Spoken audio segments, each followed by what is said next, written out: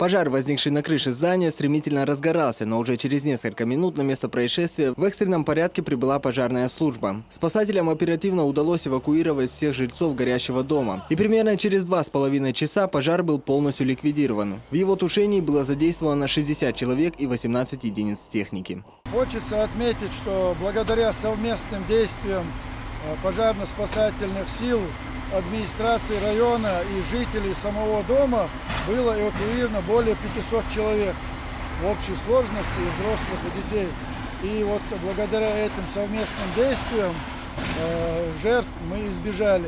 На данный момент на месте происшествия работают дознаватели Главного управления МЧС России по Чеченской Республике и специалисты судебно-экспертной лаборатории. Проверяются 2 версии возгорания. Предварительно отрабатываются 2 версии происшедшего. Это удар молнии, что послужило причиной возгорания, а также вторая версия – это неосторожное обращение с огнем.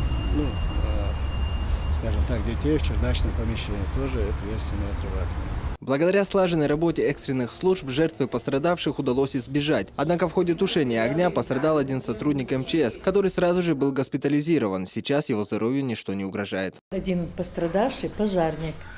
Бригада выехала, оказали помощь ему.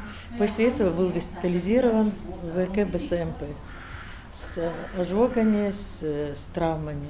Пострадавший сейчас находится в стационаре 9-й больницы, и там оказывают ему квалифицированную медицинскую помощь.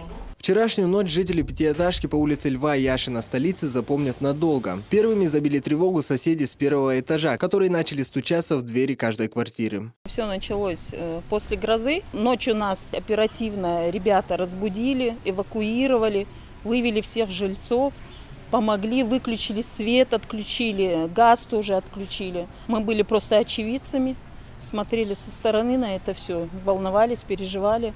С инспекцией в доме погорельцев побывал и мэр города Муслим Хучиев. Поднявшись на крышу сгоревшего здания, он лично оценил нанесенный урон, после чего, выслушав пострадавших, пообещал в самые короткие сроки восстановить здание. Пострадала кровля, витражи, где-то на 5-м этаже где-то вода поступила во время тушения пожара.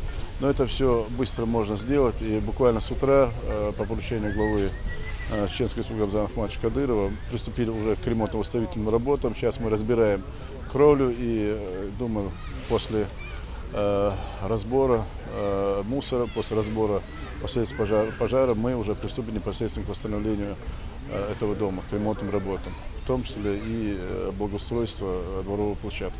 Несмотря на то, что местными властями для пострадавших от пожара было выделено 5 пунктов временного размещения, жильцы этажки предпочли остановиться у родственников, но это ненадолго. Скоро все они вернутся в свои дома. Ильяс Сакаев, Адам Чекуев. Новости.